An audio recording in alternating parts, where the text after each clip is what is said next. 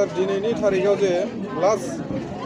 floor test जाना थांबाय बेवहाय जिबायदि बिपिएफ दलनिफ्राय नोंथांमोननि बे सरकार दानायावहाय जिबायदि अभियोगखौ जों नुनो मोनबाय दा बे बिथिङाव सारा मा बुंनो सानो दिनै जे फ्ल'र टेस्ट आस्था भट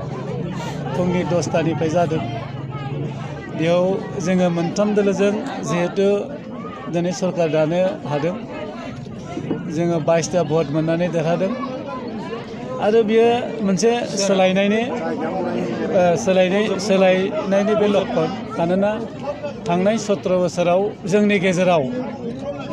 माने एना-एनि दंमोन जों बेनिखायनो आं सानो दिनै इउपिपिएल आरो बिजेपि आरो जिएसपि लोगो नांनानै जे सरकार दादों बे सरकार दानायनि गेजेरजों जोंनि ओनसोलाव जे सान्थि फैगोन आरो सोलायना जे फैगोन बेयो मोगथां महराव नुजागोन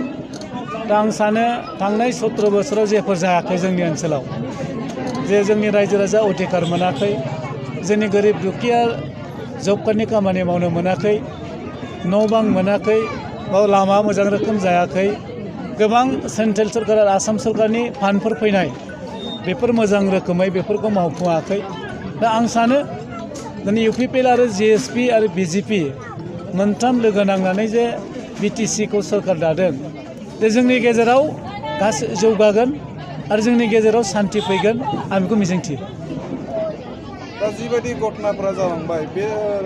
दानिसो दहाय जे मनमोहन ब्रह्मआ जे बुंबाय बिटिसिखौ जोंसो बानायदों दा बेफोरबायदि खोथाफ्रा अनेक आरो सिङावहाय जे सबर भवन सिङाव जे जालांनाय जाथायफोराव बेफोरबायदि गाज्रि रल लाबाय बे बिथिङाव नोंथाङा दिनैनि थारिखआव इउपिपिएलनि सासे सीएम हिसाबै सायख'जानाय हिसाबै नोंथाङा बे रिएक्सन हिसाबै नोंथाङा मा बुंनो नाय डेम'क्रेसि देशआव डेम'क्रेसिया देरहायो आरो डेम'क्रेसि हिसाबै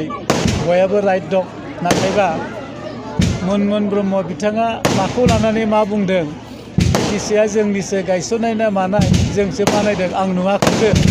बे अति दुर्भाग्यजनक आरो बिथाङा बिदि बुंदोंब्ला बिथाङा डेम'क्रेसिखौ मिथियो दा ओंखायनो दिनै जे आस्था भट जादों जे बयहाबो अधिकार दङ जे दलखौ जे सरकारखौ लुगैयो बयबो भट होयो आरो बेनो थिग बेखौनो जाना थांदों आरो बेखौनो गोथोनि बाथ्रा गैया बे इउपिपिएलआव जे मोनथाम दोलोजों जों जे सरकार दादों 22 जन भट होनानै जे सरकार दाखांबाय आरो बेयाव बेनि गेजेरजोंनो जोंनि गेजेराव जौगाना फैगोन बे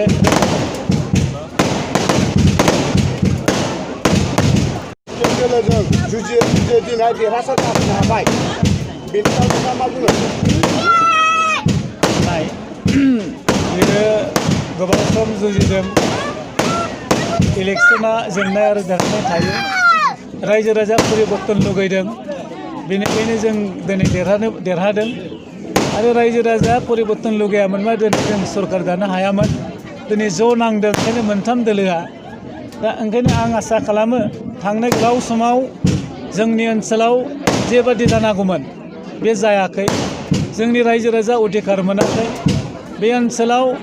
गोरिब दुखिया बारा जादों सानै साथामसोल' माहाजोन मानसि जादों जे बिटिसिआव 35 लक्ष मानसि जे सुबुं अनजिमा दङ